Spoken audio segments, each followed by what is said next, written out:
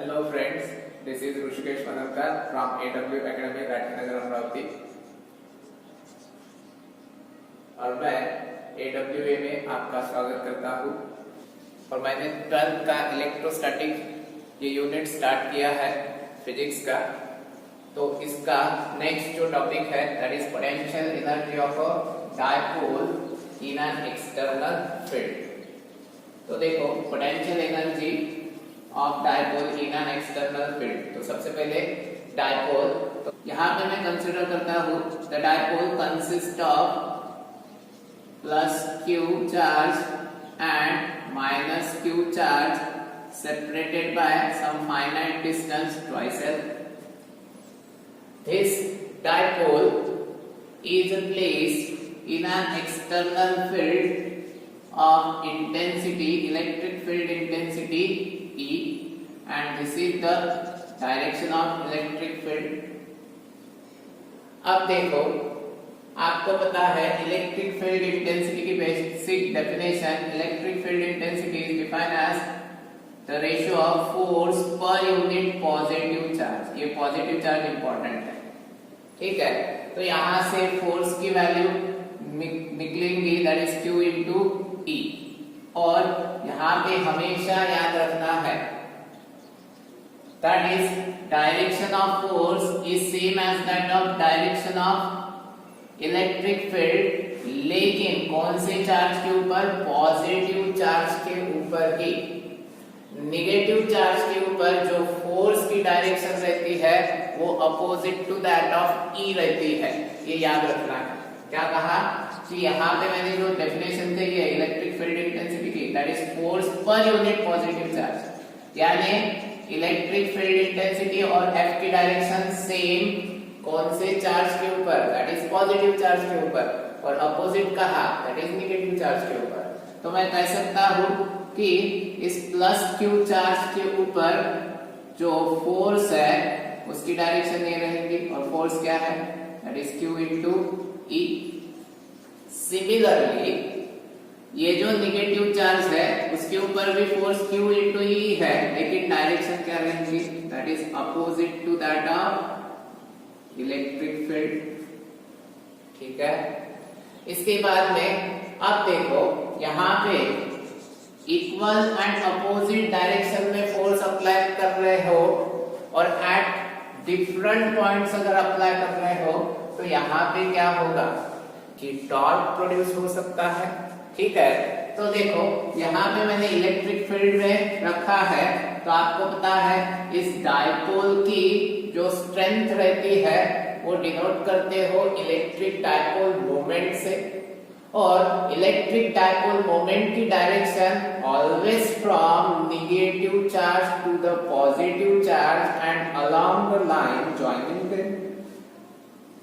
तो ये है नेगेटिव चार्ज, ये है पॉजिटिव चार्ज। तो ये लाइन इन दो चार्जेस को क्या कर रही है? ज्वाइन कर रही है। तो इस डायरेक्शन में आएगा इलेक्ट्रिक डायपोल मोमेंट। अब देखो because of that electric dipole moment and electric field intensity, ये जो भी डायपोल है ये क्या होगा? रोटेट होगा। क्यों? किसके वजह से? Because of the torque which is developed by this electric dipole moment and E, और ये जो भी टॉर्क है this torque is given by that is tau equals to P cross E, ठीक है। तो यहाँ पे देखो ये है P की डायरेक्शन, ये है E की डायरेक्शन, और आपको चाहिए टॉर्क की डायरेक्शन, ठीक है। तो टॉर्क की direction right hand thumb rule use करो, that is P cross E है। तो curve finger of right hand indicate the direction of rotation of vector from P to Q and thumb indicate the direction of torque. Torque की direction क्या रहेगी? That is inside the board, ठीक है। अब देखो इसका अगर मैग्नीट्यूड निकालना है तो मैं कहूंगा tau equals to PE sin theta. लेकिन मैं क्या कहता हूं, ये जो टॉर्क है ये टॉर्क इस डायपोल को क्या कर रहा है? रोटेट कर रहा है, ठीक है। तो मैं क्या कहता हूं कि इस डायपोल के ऊपर मैं एक्सटर्नल टॉर्क अप्लाई कर रहा हूं so that external torque neutralize this torque, that is Pe sin theta. इस Pe sin theta को न्यूट्रलाइज करने के लिए मैं एक्सटर्नल टॉर्क अप्लाई कर रहा हूं और वो एक्सटर्नल टॉर्क क्या करेगा, इस टॉर्क को, इंटरनल टॉर्क को क्या करेगा, न्यूट्रलाइज करेगा। ठीक है, अब देखो जो एक्सटर्नल टॉर्क अप्लाई कर रहा हूं वो एक्सटर्नल टॉर्क इस डायपोल को रोटेट कर रहा है बाय एन एंगल थीटा। कितने एंगल से? By an angle theta. तो मैं कहूंगा that is external torque, that is tau external equals to Pe sin theta. अब देखो यहाँ पे ये एक्सटर्नल टॉर्क क्या करेगा, दैट इज वर्क डन करेगा, क्योंकि आपको क्या चाहिए, पोटेंशियल एनर्जी चाहिए, और पोटेंशियल एनर्जी और वर्क डन का रिलेशन है, that is work done is stored in the form of energy, that energy is nothing but the potential energy. ठीक है, तो इसीलिए मैं क्या कहता हूँ, ये जो भी एक्सटर्नल टॉर्क है, ये एक्सटर्नल टॉर्क इस डायपोल को इस इलेक्ट्रिक फील्ड के अंदर रोटेट कर रहा है through a small angle theta. ठीक है, with small angular velocity and without producing any angular acceleration। क्या है यहाँ पे कंडीशन इंपॉर्टेंट है कि angular velocity that is omega is small और जो अल्फा है वो कैसे है, निग्लिजिबल।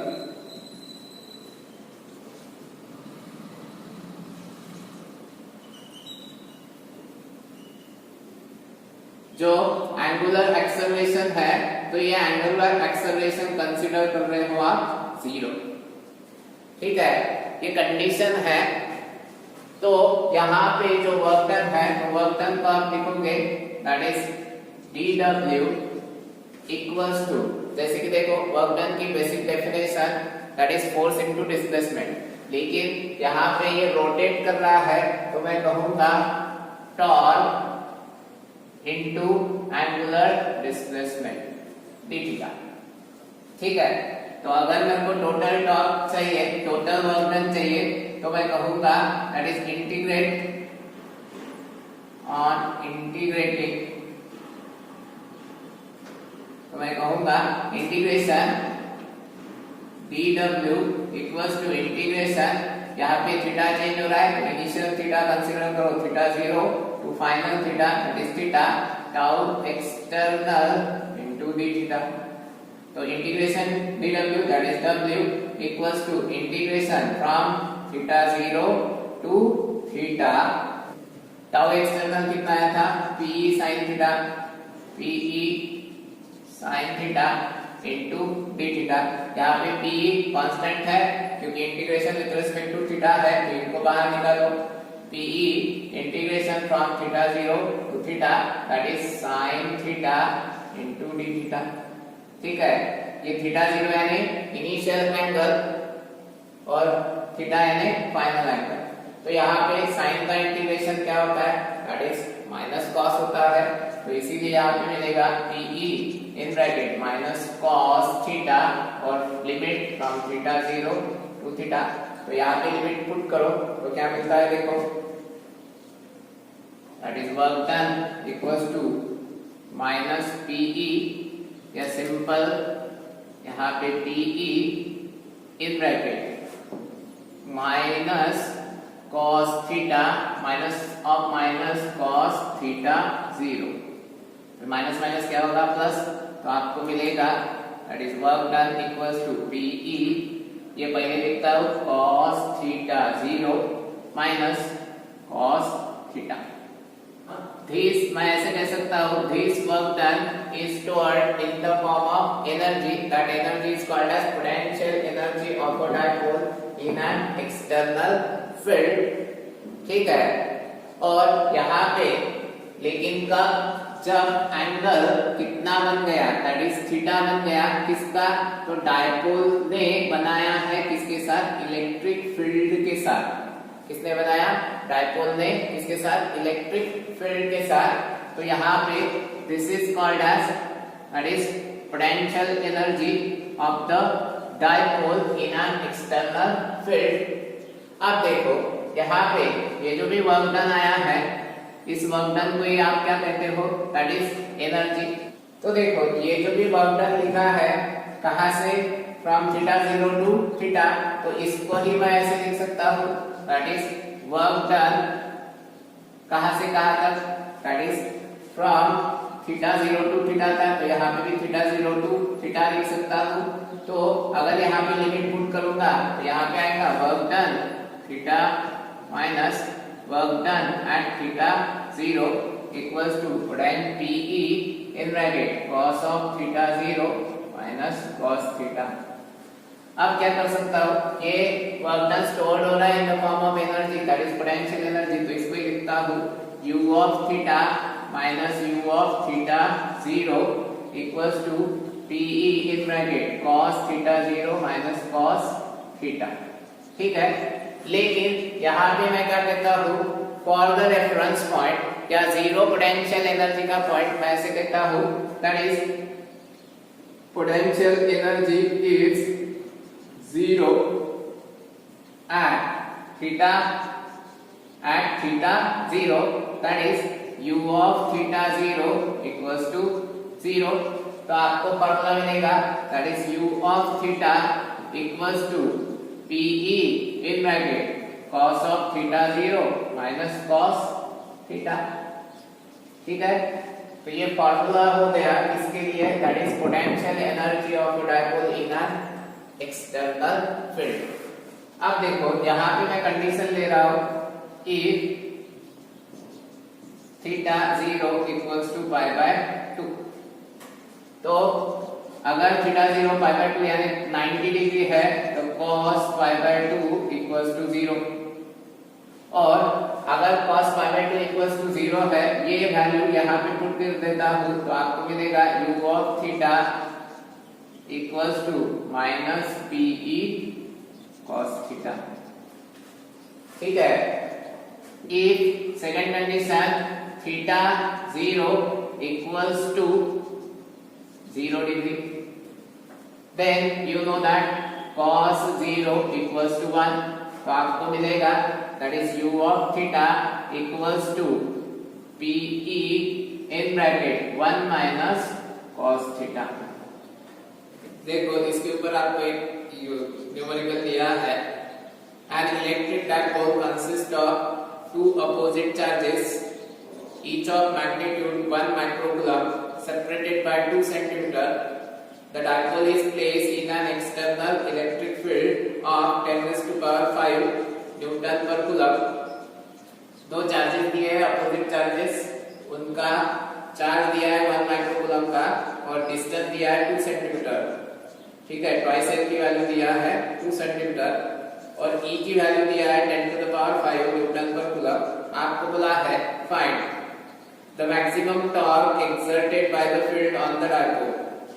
मैक्सिमम टॉर्क पूछा है और the work the external agent will have to do in turning the dipole through 180 degree starting from position theta equals to 0 degree. ठीक है, तो देखो आपको पूछा है मैक्सिमम टॉर्क और वर्क डन, तो आपको दिया है Q equals to 1 micro coulomb, that is 10 to the power minus 6 coulomb. ठीक है, डिस्टेंस दिया है twice L equals to 2 centimetre, that is 2 into 10 to the power minus 2 metre. यहां से आपका P निकल गया, that is P equals to Q into twice L। तो Q की value 10 to the power minus 6 और ट्वाइस L की 2 into 10 to the power minus 2, तो ये आएगा 2 into 10 to the power minus 8। ठीक है, और यूनिट आएगा कूलम मीटर। इलेक्ट्रिक फील्ड दिया है 10 to the power 5 न्यूटन पर कूलम और आपको बोला है T max, tau max, that is maximum torque. तो टॉर्क का फॉर्मूला है PE sin थीटा और for maximum torque theta should be 90 degree, क्योंकि sin 90 की वैल्यू 1 होती है। therefore tau max equals to p into e। तो p कितना है, दैट इज यहाँ पे लिख सकते हो आप sin 90 equals to 1। तो देखो दैट इज p कितना आया था 2 into 10 to the power minus 8 into e कितना है, that is 10 to the power 5। तो कितना आएगा 2 into 10 to the power minus 3, ठीक है, और यूनिट रहता है न्यूटन मीटर। उसके बाद में आपको बोला है वर्क डन, लेकिन कब, जब एंगल कितना बनाया, थीटा 0 दिया है 0 डिग्री और थीटा दिया है 180 डिग्री। तो वर्क डन का फॉर्मूला यही ले सकते हो आप, ठीक है, that is PE in bracket cos theta 0 minus cos theta. Value put करो, p की वैल्यू डायरेक्टली ये निकली थी, that is 2 into 10 to the power minus 3 in bracket cos of 0 minus of cos 180 degree. तो cos 0 that is 2 into 10 to the power minus 3 in bracket cos 0 1 minus of minus 1, तो minus minus plus 1। तो work done आएगा 2 into 10 to the power minus 3 into ये minus minus plus होगा 1 plus 1 1 plus 1 2। Work done equals to 2 into 10 to the power minus 3 into 2, that is work done equals to 4 into 10 to the power minus 3 joule। Conductor. तो ये topic अगर आपको capacitor समझना है तो यहाँ से जितने भी वीडियोस रहेंगे इलेक्ट्रोस्टैटिक्स के वो सब इम्पोर्टेंट रहेंगे, ठीक है, क्योंकि इसके ऊपर ही आपका पोलर मटेरियल क्या, नॉन पोलर मटेरियल क्या, जो भी फ्री चार्जेस है, बाउंड चार्जेस है, वो क्या होते हैं, ठीक है। तो ये स्टार्ट करने से पहले मैं कहता हूं, अगर आपकी बॉडी वेट स्टेट में है, अगर आप गीले हो और किसी वायर को अगर आप टच करते हो तो आपके बॉडी में करंट फ्लो होता है और उसके वजह से आपको इलेक्ट्रिक शॉक लगता है। या कभी अगर आप आपके कार का डोर ओपन करते हो उस वक्त भी आपको इलेक्ट्रिक शॉक महसूस होता है। लेकिन अगर वही कंसीडर करो कि आप किसी वुडन मटेरियल को टच कर रहे हो तो उस केस में आपको इलेक्ट्रिक शॉक नहीं लगता है। तो ऐसे क्यों होता है? तो देखो, इलेक्ट्रिक शॉक कब लगता है, तो मैं क्या कहता हूं, when the electron flows from one body to the another body, when the two bodies are in contact, but वहां पे किस तरह के कांटेक्ट में आने चाहिए, जैसे कि when those two bodies come in contact while rubbing, यानी एक दूसरे के ऊपर अगर वो घिस रहे हैं तो उस केस में वहां पे क्या होता है, इलेक्ट्रॉन का ट्रांसफॉर्मेशन होता है from one body to another body. या जैसे कि कहता हूं दो बॉडीज का मूवमेंट हो रहा है और वो कांटेक्ट में है तो उस केस में भी आपको इलेक्ट्रिक शॉक लगता है। लेकिन जैसे कि मैंने कहा कि अगर वुडन मटेरियल को आप टच करते हो तो वुडन मटेरियल के पास कुछ भी फ्री चार्जेस नहीं रहते हैं, यानी कुछ भी इलेक्ट्रॉन्स नहीं रहते हैं। उसके वजह से जब आप वुडन मटेरियल को टच करते हो तो आपको इलेक्ट्रिक शॉक नहीं लगता है। तो यहाँ पे इलेक्ट्रिक शॉक यानी क्या, it is nothing but the feeling of passing the current through your body. जब इलेक्ट्रिक करंट आपके बॉडी में से जा रहा है, ये जो भी फीलिंग है उसको ही आप कहते हो इलेक्ट्रिक शॉक, ठीक है। अब देखो, जैसे कि क्या कहता हूं कि आपकी बॉडी की प्रॉपर्टी है, the body, the human body is good conductor of electricity. क्या कह रहा हूं, human body is good conductor of electricity, यानी क्या, this body provide low resistance path for the passage of electric current. अगर आपने वायर को टच किया है तो तो उस केस में जो भी वायर के अंदर करंट रहेगा उसको फ्लो होने के लिए दो पाथ मिलती है, एक वायर और दूसरी आपकी बॉडी। लेकिन मैं क्या कह रहा हूं कि आपकी बॉडी उस करंट को प्रोवाइड क्या कर रही है, लो रेजिस्टेंस पाथ, और करंट को हमेशा ऐसे ही पाथ चाहिए होती है जिसका रेजिस्टेंस कम हो। तो इसीलिए जो भी करंट है तो करंट आपकी बॉडी में से फ्लो होता है और उसके वजह से आपको क्या महसूस होता है, इलेक्ट्रिक शॉक। तो जैसे कि मैं कह रहा हूं दैट इज कंडक्टर। तो metals, human bodies are the good conductor of electricity. The material or substance which allows electricity to pass through them, that material, that substance are called as conductor। ठीक है, तो जैसे कि मैंने कहा कि metals ये क्या है, गुड कंडक्टर्स है इलेक्ट्रिसिटी के, क्योंकि उनके पास बहुत ज्यादा फ्री इलेक्ट्रॉन्स रहते हैं। जो फ्री इलेक्ट्रॉन्स क्या करते हैं, when that conductor are provided with the external field, then there is a movement of those electrons occur।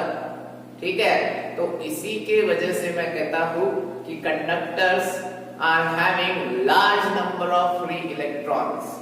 ठीक है, उनके पास large number of free electrons रहते हैं, large number of free charge carrier रहते हैं, so that which will allows the flow of current through them. ठीक है, तो ये है कंडक्टर। अब देखो मैं कहता हूं कंडक्टर की properties in electrostatic condition.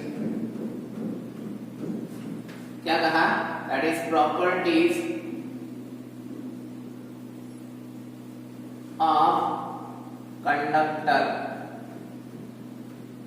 In electrostatic condition.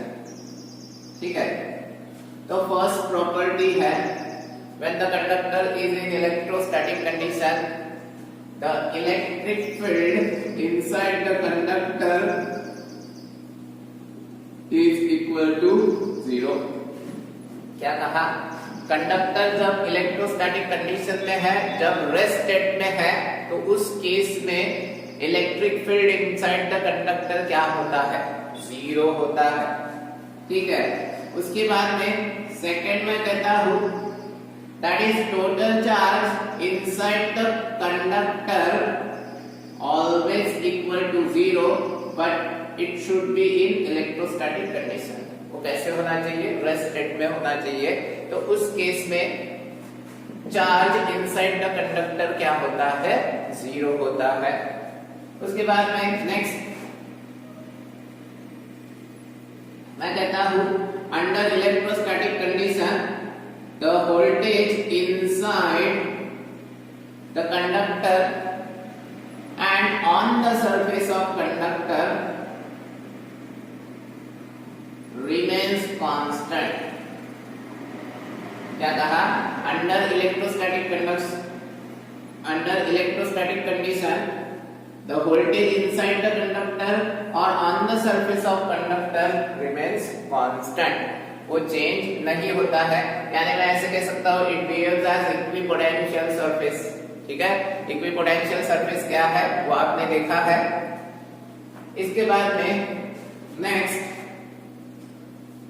Fourth condition, that is the direction of electric field at the surface of conductor is always normal to its surface। यानी कंसीडर करो ये अगर कंडक्टर का सरफेस है, तो जब यहाँ से इलेक्ट्रिक फील्ड बाहर निकलेगा तो ये इलेक्ट्रिक फील्ड इसके सरफेस के साथ एंगल कितना बनाता है, दैट इज 90 डिग्री बनाता है। हर एक पॉइंट पे ये 90 डिग्री का एंगल ही बनाएगा। ठीक है, तो electric field always normal to the surface of conductor, लेकिन कौन से कंडीशन में, इलेक्ट्रोस्टैटिक कंडीशन में। और fifth that is surface charge density could be different on the different points of the surface of the conductor। जो भी surface charge density होती है ये हर एक पॉइंट पे सेम ही रहेगी, इसकी कुछ भी गारंटी नहीं है। ये सेम भी रह सकती, सेम नहीं भी रह सकती है। तो इसीलिए कहते हैं that is surface charge density could be different at different points on the surface of conductor. ठीक है, ये प्रॉपर्टीज है। अब देखो ये जो भी प्रॉपर्टीज है इसमें से जो फर्स्ट प्रॉपर्टी है ये यूज करते हो इलेक्ट्रोस्टैटिक शील्डिंग में। ठीक है, तो इलेक्ट्रोस्टैटिक शील्डिंग यानी क्या? तो जैसे कि देखो शील्ड किसके लिए यूज करते थे? That is to protect. ठीक है, तो यहाँ पे वही फिनोमेना आप यूज करते हो जैसे कि inside the static conductor electric field is 0।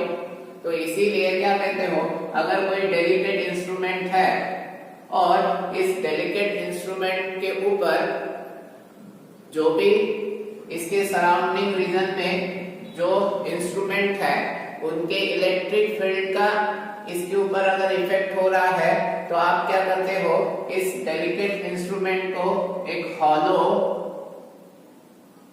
Metal shield के अंदर प्लेस कर देते हो सो दैट यहाँ पे एक्सटर्नल फील्ड का इस इंस्ट्रूमेंट के ऊपर कुछ भी इफेक्ट नहीं होगा, क्योंकि आपने देखा है that is inside the metal electric field always equals to 0। तो इसीलिए आप क्या कर देते हो, अगर कोई डेलिकेट इंस्ट्रूमेंट है उस डेलिकेट इंस्ट्रूमेंट के ऊपर क्या करते हो, एक हॉलो मेटल शील्ड प्रोवाइड कर देते हो so that E inside this shield is equals to 0, यानी एक्सटर्नल इलेक्ट्रिक फील्ड का इस डेलिकेट इंस्ट्रूमेंट के ऊपर कुछ भी इफेक्ट नहीं होगा। और ये जो भी मेटल शील्ड है ये थीन मेटल फॉइल से बनाई जाती है। ठीक है, अब जैसे कि देखो अगर बाहर लाइटनिंग या थंडरस्टॉर्म आ गया है और लाइटनिंग में अगर आप कार के अंदर हो तो आप कार के अंदर ही रहोगे या किसी पेड़ के नीचे जाओगे। तो देखो अगर आपको लाइटनिंग से बचना है तो आप कार के अंदर ही रहोगे। क्यों?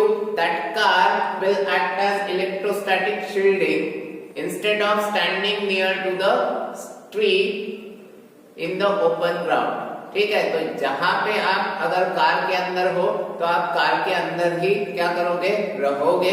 ठीक है, so that car will be act as electrostatic shield. समझ में आया? इसके बाद में एक कहते हैं फैराडेज केज। तो केज क्या है? तो it is an enclosure which is used to protect the instrument from the external electric field। तो जैसे कि MRI मशीन आपने सुना होगा, तो MRI मशीन ऐसे रूम में रखते हो कि जो रूम ऐसे बिल्ड होती है कि वहां पे एक्सटर्नल रेडियो फ्रीक्वेंसी का इफेक्ट जो भी MRI मशीन है उसके ऊपर नहीं होता है। तो इसीलिए उस MRI मशीन को वेल प्रोटेक्ट करते हो। अब देखो इसके बाद में नेक्स्ट टॉपिक है that is bound charges and free charges. Free charges and bound charges. तो फॉर एग्जांपल कंसीडर करता हूं मेटल। तो आपको पता है कि metal are the good conductor of electricity and ये जो भी बाउंड चार्जेस और फ्री चार्जेस है इन चार्जेस से पता चलता है behaviour of metal and insulator under the electric field. ठीक है, अब देखो ये फ्री चार्जेस क्या रहते हैं। तो फॉर एग्जांपल मैं मेटल कंसीडर करता हूं एल्युमिनियम। तो एल्युमिनियम का एटॉमिक नंबर है 13। अगर एल्युमिनियम का एटॉमिक नंबर 13 कंसीडर कर रहा हूं तो उसके आउटर शेल में कितने इलेक्ट्रॉन्स है? तो 3 इलेक्ट्रॉन्स है। ठीक है, these 3 electrons are loosely bound to the parent atom। या कोई भी मेटेलिक कंडक्टर कंसीडर करो, तो मेटेलिक कंडक्टर के अंदर जो भी वैलेंस इलेक्ट्रॉन रहते हैं, जो फाइनल शेल के अंदर के जो इलेक्ट्रॉन्स रहते हैं, आउटर मोस्ट शेल के अंदर के जो इलेक्ट्रॉन्स रहते हैं, उसको कहते हो आप valence electron. These valence electrons are loosely bound to the parent atom and they will free, ठीक है। अब जैसे कि आप एक्सटर्नल फील्ड अप्लाई करते हो, तो ये जो भी इलेक्ट्रॉन्स है, आउटर मोस्ट शेल के इलेक्ट्रॉन, ये क्या हो जाते हैं, फ्री होते हैं और ये मूव करते हैं in the opposite direction of the electric field. अगर इलेक्ट्रिक फील्ड की डायरेक्शन ये है, तो इलेक्ट्रॉन इस डायरेक्शन में क्या करेंगे, मूव करेंगे, ठीक है। तो यहाँ पे जो फ्री इलेक्ट्रॉन्स है, उनको मैं कहता हूँ दैट इज फ्री चार्जेस, और इसके वजह से ही मेटल के अंदर करंट फ्लो होता है, ठीक है, और इनकी क्वांटिटी बहुत ज्यादा रहती है। उसके बाद में आप देखो, अगर आउटर मोस्ट शेल के इलेक्ट्रॉन्स चले गए तो बचा क्या है, तो जैसे ही मेटल ने इलेक्ट्रॉन लूज किए हैं, तो इसीलिए इलेक्ट्रॉन लूज करना यानी to acquire the positive charge, तो बचता है पॉजिटिव आयन। तो इस केस में मैं कहूंगा जो भी इलेक्ट्रॉन इनर शेल के अंदर है, ये क्या होते हैं, strongly attached to the nucleus of that atom, और जो भी negatively charge electrons which are present in the inner shell and positively charged nucleus, इसको आप कहते हो bound charges which are fixed to their location, which are fixed to their position, ठीक है। तो जो भी मैं कहूंगा कि nucleus along with the electrons inside the inner shells of the atom is called as bound charges and which are fixed to their position, ठीक है। अब देखो, इनको ही आप क्या कहते हो, ये जो भी बाउंड चार्जेस है, इनको ही आप कहते हो इमोबाइल चार्जेस, ठीक है। तो ये आयन भी है, क्योंकि इलेक्ट्रॉन लूज करने के बाद में ये क्या हो जाते हैं, पॉजिटिव चार्ज एक्वायर करते हैं, तो इसीलिए इसको क्या कहते हो, आयन, इसको ही कहते हो इमोबाइल आयन।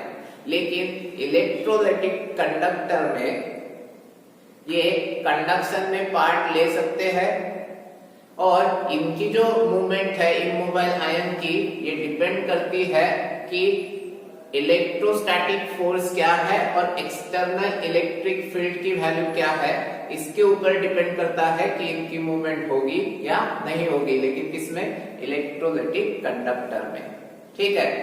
लेकिन अगर मैं बात करता हूं इंसुलेटर की, तो इंसुलेटर में जो इलेक्ट्रॉन्स रहते हैं which are strongly attached to the parent atom, ठीक है, और अगर ये strongly attached है तो there is no free charge carrier for the conduction, इसीलिए आप कहते हो insulator are poor conductor of electricity। या वहां पे जो भी फ्री चार्ज है उनको जनरेट करना बहुत डिफिकल्ट टास्क होता है। तो यहाँ पे मैं ऐसे कह सकता हूं कि ions which are not taking part in the conduction, such ion are also act as insulator, और एक्सटर्नल फील्ड के वजह से जो भी charge on the surface of insulator रहेगा, वो उनका जो चार्ज का डिस्ट्रीब्यूशन है वो अलग अलग हो सकता है, और यहाँ पे जो भी inside the insulator, the charge inside the insulator cannot be equal to zero. जैसे कि मेटल के अंदर चार्ज इनसाइड द मेटल क्या कहते हो, या कंडक्टर क्या कहते हो, जीरो रहता है, लेकिन यहाँ पे नॉन जीरो वैल्यू रहती है इंसुलेटर के केस में। At the same time inside the insulator electric field is having non-zero value, inside the insulator the electric field is having non-zero value। और एक insulating material को आप ऐसे भी कह सकते हो, these are the molecules which are not get easily ionized, तो collection of such molecules are also act as a insulating material। The molecules which are not easily ionized, those molecules also act as a insulating material. समझ में आया? Next video में आप देखोगे that is dielectric क्या होता है, इसके बाद में पोलराइजेशन क्या होता है, पोलर मॉलिक्यूल किसको कहते हो, नॉन पोलर मटेरियल किसको कहते हो, और उसके ऊपर ही डिपेंड करेगा आपका कैपेसिटर।